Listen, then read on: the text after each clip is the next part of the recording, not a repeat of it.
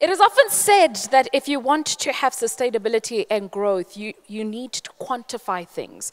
Because if you don't quantify the things, then how do you actually monitor them? Even in your personal space, if you do not put data and figures to it, how do you know whether you're growing or you are not? And so data, it's all around us. What we need to do is leverage it. Because if you don't leverage it, then you cannot use its full potential. So we'll now get into a presentation about leveraging data to shape SA's trajectory for sustainable economic growth. But before I call on the next speaker, please may I ask all the panelists who are on the aviation panel to meet us at the tech desk at the back so that we can mic you up and make it as seamless as possible for the next session. So if you know that you're on that panel, please meet us at the back so that we are able to then mic you up. So I'm going to call onto stage the former statistician general. I'm joking. I did that on purpose. Former statistician general, none other than Dr. Padi Lehohla. A round of applause, please.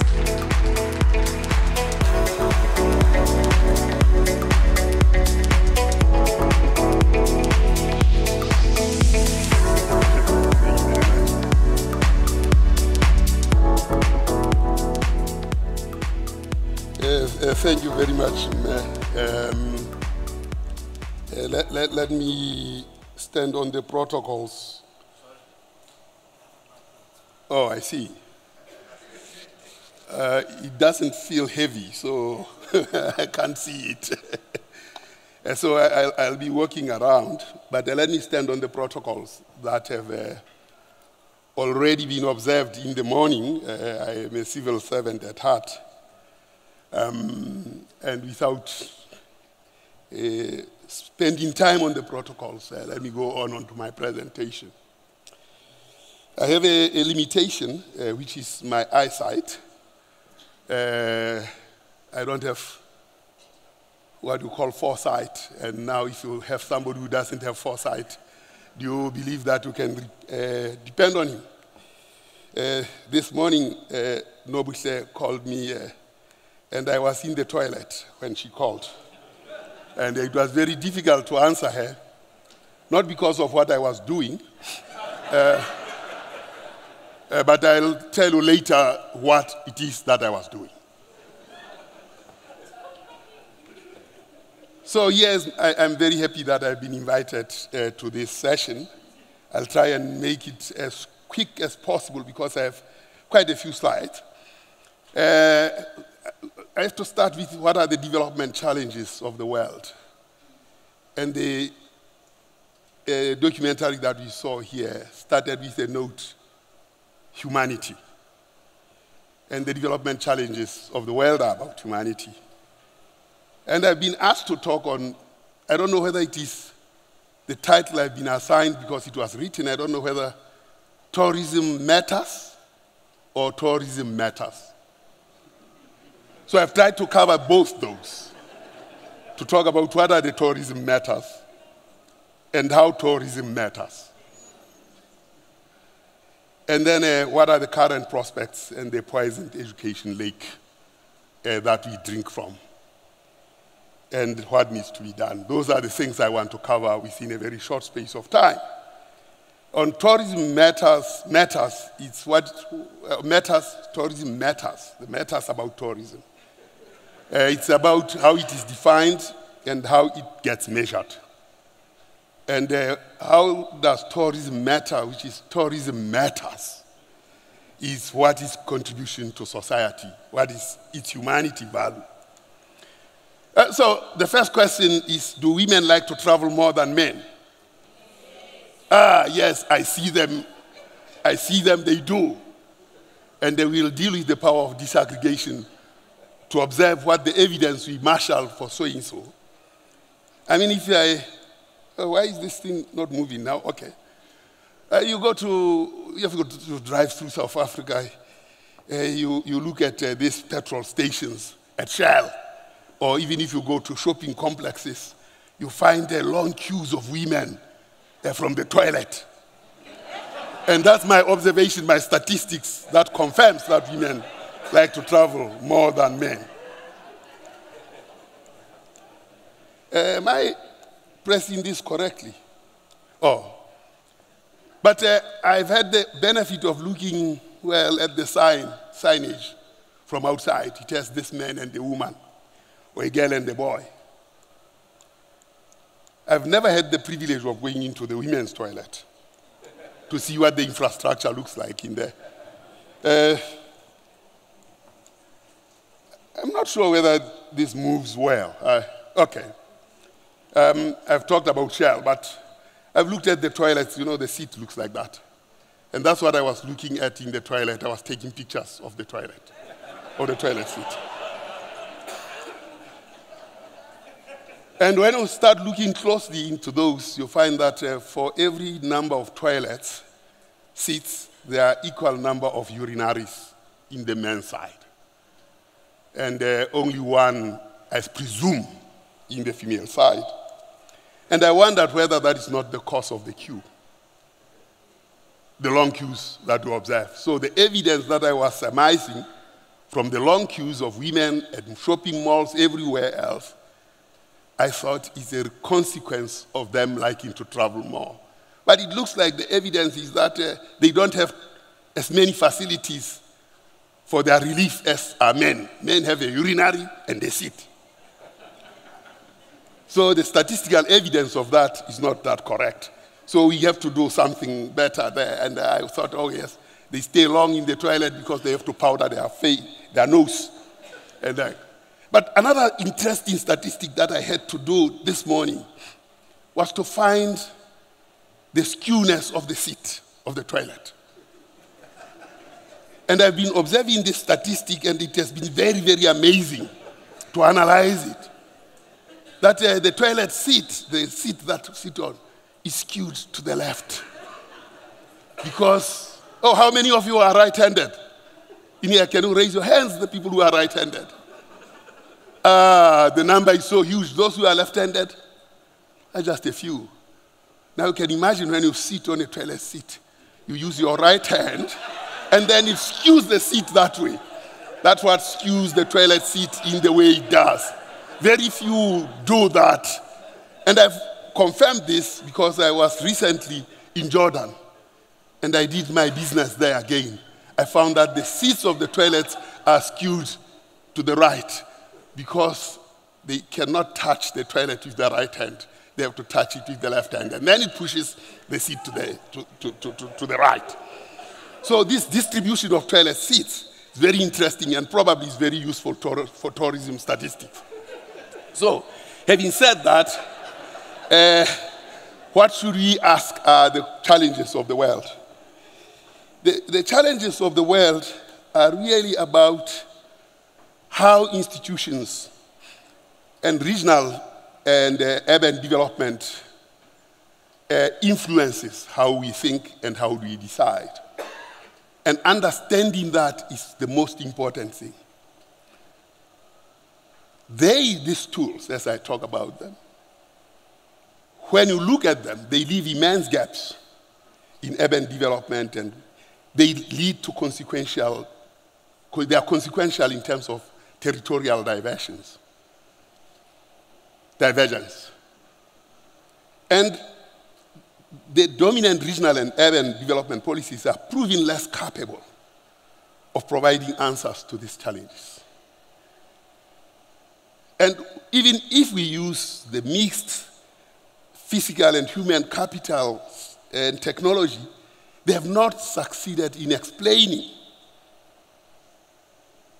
the debilitating and treacherous economic, social, and political consequences that are entrenched in inequalities. So, what are the tourism matters? They are actually definitional. And the UNWTO defines a person who travels and stays in places away from their usual domain for less than a year for purposes of leisure. They define those as tourists. And there are also tourism matters such as those that are compositional. Tourism is ubiquitous, and therefore it is an amalgamation of industries. And therefore, because it is an amalgamation of industries, unlike where you look at agriculture or mining, when you do mining, you do mining, you mine. When you do tourism, you do mining, you do all kinds of things. Agriculture, you do transport, you do all those things. So tourism is truly a human activity. It therefore defines these things, the elusive nature of our current edifice. I'm not going to go on to that. I don't think you will be even able to read it, but it is about the tourism satellite account. To try and understand this ubiquitous instrument, you have to look at all other industries. And that's, as I say, we created this tourism satellite account to try and capture its essence. Although in its essence, and that's, as I say, we measure its numbers and like numerically, it still eludes us because we still don't get the humanity part of what tourism actually stands for. So, in order to understand the nature of tourism, I know that some of our colleagues here will not understand what is written there, but you will, I'm sure, engage with the slide at some point in time. So, how does tourism matter? So, tourism matters. Because when you look at the story of Mantila Tilane, and then you look at the Dibogo, Zabasoto, and any Bantu language, they ask you, where are you from? They're not like, get to Mantila Tilane. Wajaing. I want to hear what you rhythm. Wajaing. Kajabhove. Wafutualakan. Kafutualaka Metiapula. Tell her, eh? Now nagi mufuge mwa mama raridwa Paul. Mutuama utwana finyel. That summarizes me. That's what tourism is about. It is about that humanity, identity, beyond what we look at. Now, what we learn from Stats SA is that as a consequence of the downturn, we haven't actually recovered so much at the moment. From the high of 1.4 million, we are almost at 862,000 tourists. So there's still a lot of struggle that we have to get to in terms of this matter of tourism matters in terms of incomes, in terms of employment, in terms of all these other things. And here we see how Stats SA talks about the number of tourists, South African residents, their arrivals, transits, and we can see that the numbers at the end there are all negative. When we compare 2023, 2024, we are still probably in recovery mode, but tourism has been hemorrhaged as a consequence of not so much of COVID, because just pre-COVID, things were beginning to decline on tourism. But the national accountant tells us that it is getting better.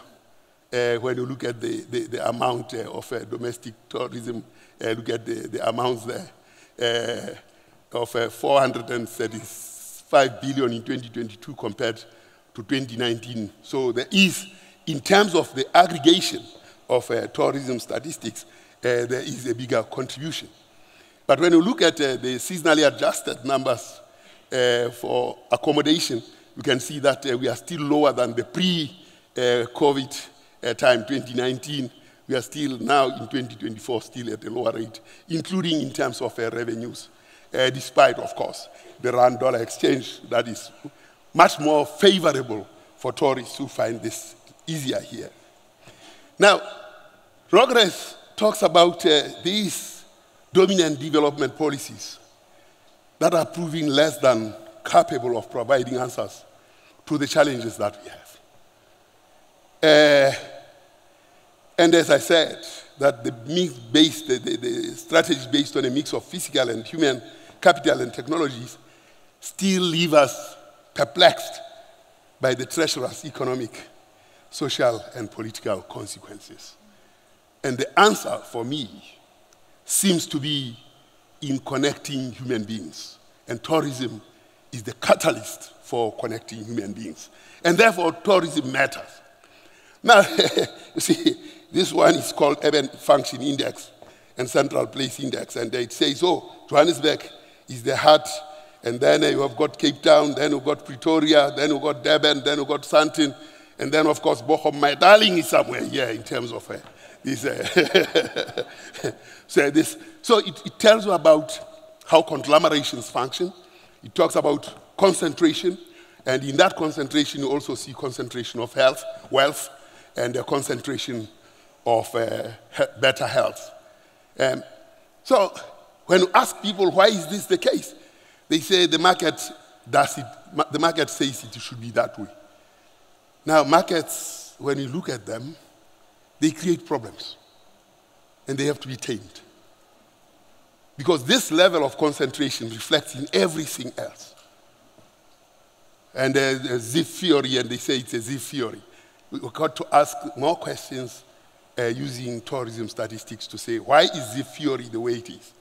The important thing about this is that when agglomerations occur, they started with agriculture in Nile River, and then we had extracting the mines. We left the big hole in Northern Cape, and it's a deserted town, so it's slacked up, the gold mines deserted, everything miserable there. Layer 3 is manufacturing that made Johannesburg to be what it is.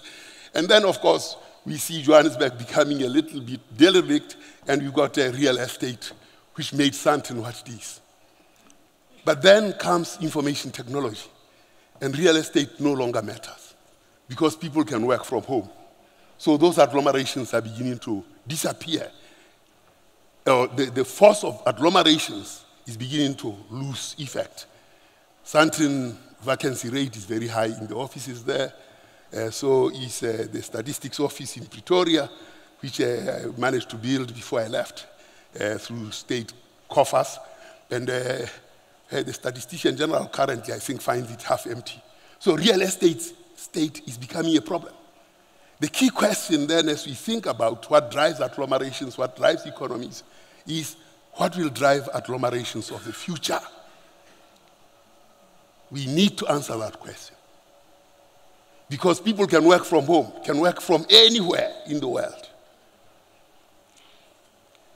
And perhaps when we think about that, that's where tourism comes in. And under tourism, we can think about culture and connecting human beings as a driver of agglomerations. People will agglomerate where they connect and where there is sense of community. That's what we'll have. So, as we engage this, we must observe Lord Kelvin, that we need to look at these things, look at the numbers, answer the questions, what do they tell us? For if you don't do that, when you can measure what you are speaking about and express it in numbers, you know something about it. When you cannot express it in numbers, your knowledge is of a meager and unsatisfactory kind. And in government, we have that meager and knowledge of an unsatisfactory kind. I've seen it over the years. You know, I think there might be grappling with at the beginning of knowledge, but we have hardly, scarcely, in our thoughts, advanced to the stage of science. That's what government suffers. And I'll show you what it suffers and why I say so. You see, here, and I will show you here, the bedroom. There's a bedroom here, and there's a manufacturing firm of children. Every year, there are 1.2 million of those children. And then by the year 5 and 6, they start going to school. And of course, almost 99% of them go through school. You see, of those 1.2 million births, minus those who have died, of course. They go to school. Now they also go into secondary school, you know, somewhere here. You see, that's it, yeah. And then suddenly, when they have to go to post-school, it is this few that do so. This is the lake of idiots that have been condemned. You see, now this is your tourism market, this dark one, in South Africa. So when you think about tourists, particularly domestic tourism, think about this lake, this salt lake. that has been created by idiots. Because we have created this. It is only this that will go through. Now let's start analyzing that market. It is that market here in the green. Unfortunately, I've given it a green label. It shouldn't be green. With these ones with no schooling, and they are age 20. You know, they look like they are 60 years old. They'll only see money when they are 60 years old. That's that lake that I'm talking about. Those who have done matric join that same lake, and they'll only see Mtente when they are here. Those are tourists, by the way. Eh? For 40 years, they'll be doing nothing. That's the 40 years the Israelites spent going from Egypt to Israel. Jenny, that Mugabe says, what were they doing instead of going over 7 years and spending 40 years in the desert? Well, the diploma, yes, you start seeing some money here. And when you have a degree, we're better off. But that lake that I was talking about creates these inequalities. And unfortunately, the blacks with very little money are the most unequal because they've been accommodated in the white club, few of them. Now, when you compare them with their fellow brothers, the inequality runs up there at 65%. And then when they go home to their villages, the families there, the old ladies say, and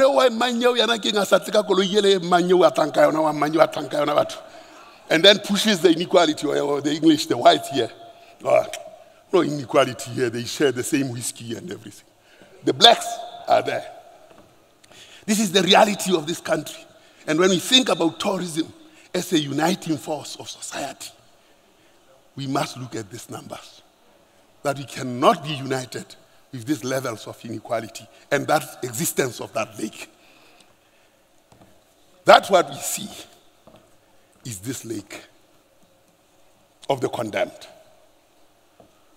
And as we sit here and talk about tourism and think about the future, I don't see any future there. So here, this is what you see. You know, here you see it's girls, men and women, boys and girls. Around, 1996, when he ran the census, I've run all the censuses of South Africa, at least except this one, the latest, that the Statistician General has run. By the way, the numbers are correct, are fine, they can be used. Don't listen to the press saying that those numbers cannot be used.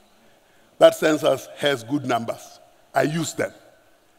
And I'll show you where I use them. This is census 2022, by the way. That's census 96. That's census 2001. That's census 2011. And this is census 2022. And I'm measuring the progress that women are making in terms of finishing a degree, finishing matric, and proceeding to finish a degree.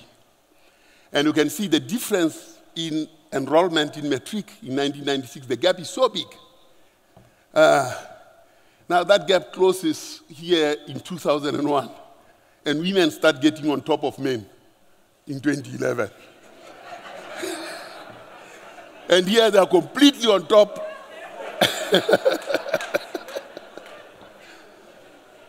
And then because of our poor policy space, these men start beating this woman. Why are they on top? It's a blue eye. And that's why gender-based violence is refusing to go away. Because the lake is toxic. But you can see these, but at the same time you can see that the progression ratios are declining. So we are not winning the war. So you see the decline. Now we have to look at this. See now, here is the whites speaking English, and the Afrikaners speaking white. And here the Indians speaking Asians, and English speaking coloreds. And these ones who are speaking Africans, you can see their graph is declining, the colors that are speaking Africans. So keep this in mind because I'm going to another analysis that is very interesting. It's the same story, but not by language, but it's white, Indian. You can see the Indians' progression ratio is going that way. The one for colors and blacks is going downwards. So there's no generational value amongst blacks and colors. And that's 90% of the population, by the way. And that's the population who want to be of tourists. Now,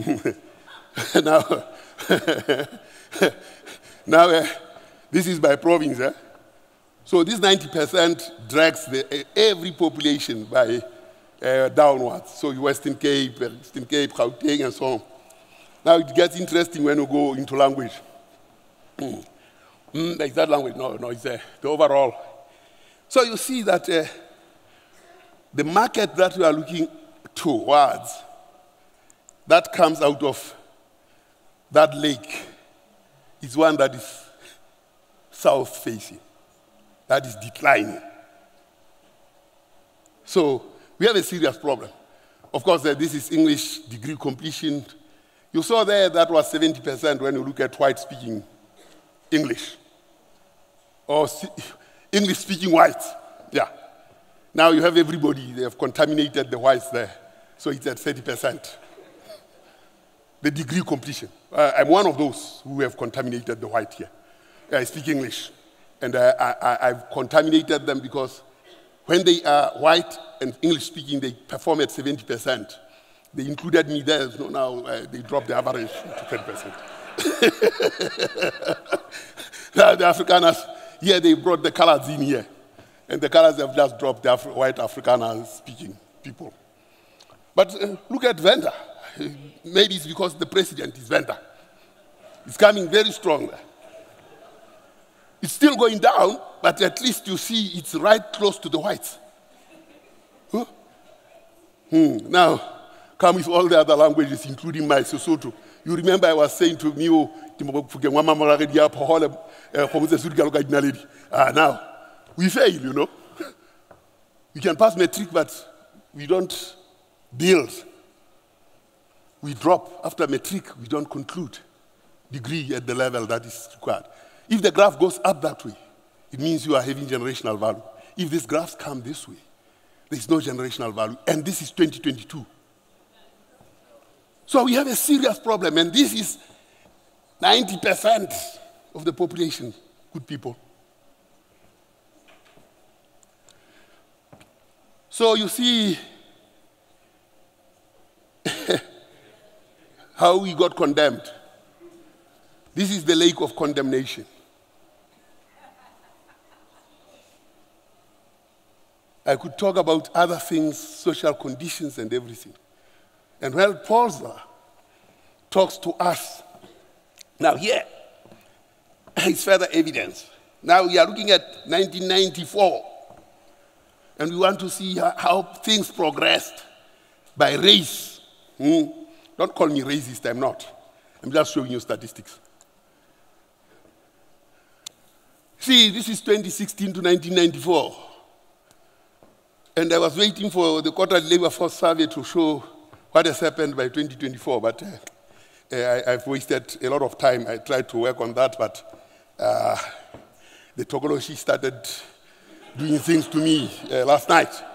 So, you see, you are looking at the people who are skilled, who are employed, who get some money and can travel. The proportion of skill by age. You see. Oh, look at these blacks here. Zobama umabala ni mining.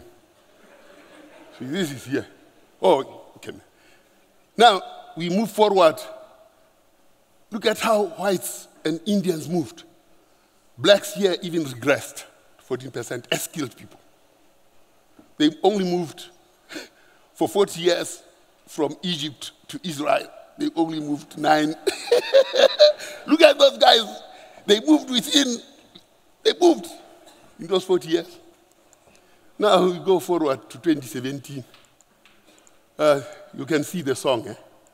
You don't need to see the one for 2024. You cannot enhance tourism with this proportion of the skilled amongst blacks. There's no future. Now, with the electricity, water here. Look at Limpopo and Eastern Cape. They thought that they were having water and it was increasing.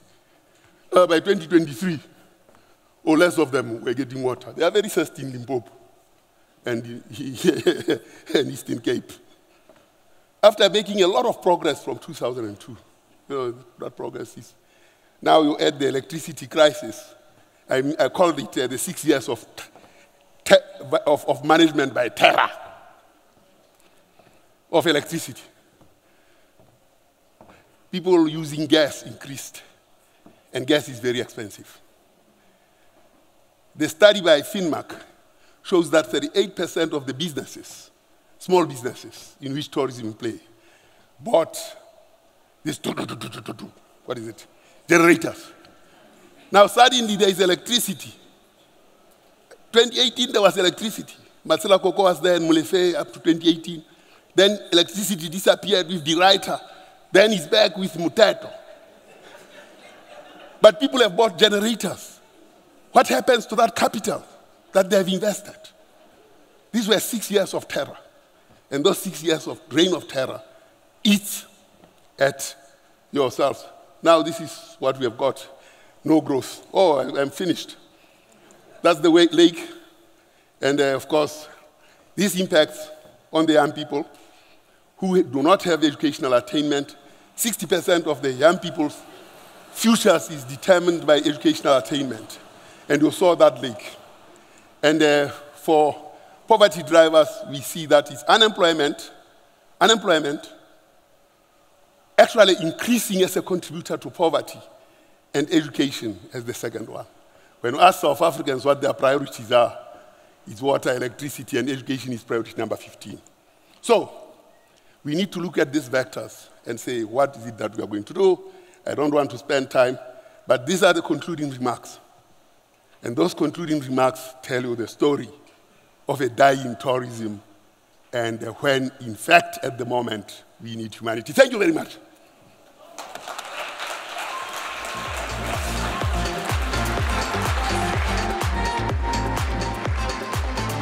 Don't leave.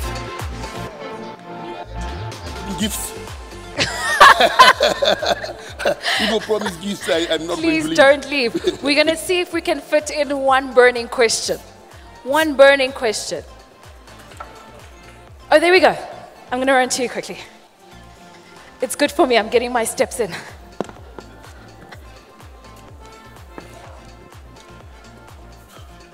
Thank you, Program Director. Ndate, I am mesmerized. I suppose the guests are as well. My name is Victor Sibego from the Gauteng Tour Operators Association. I cannot hear you very well. I don't know. Okay, I'll speak up. Okay, my name is Victor Sibego from Gauteng Tour Operators Association. Thanks for your presentation, but it has left me mesmerized, and I think everyone in the room is. Now, the reason why there is statistics is to take corrective actions to address the needs and those things that arose from the statistics. We've seen retrogress in terms of development. Now, TBCSA, Gauteng Tour Operators, and all of us are here to make a difference, bringing young people, bringing women into the business. What are the corrective measures that can we embark on to correct this thing that is continuously not doing justice to South Africa? I see. Thank you so much. You want a statistician to answer that question? If you ask me how the skewness of toilets are, I'll tell you about that. And what causes them, because all the time when we sit on the toilet, previously, when we were young, you could squat and you didn't need to have your hand. But these days, the knees trouble you and you have to put the hand on that and then it should skew that way. That's the hand we need to skew things differently. You see, government doesn't listen. I've run the statistics. They don't. They don't use the data. And there are 3 risks. Politicians don't understand, but they have insights. When he says that village is poor, And you argue on the statistics, he says, you have never been to my village.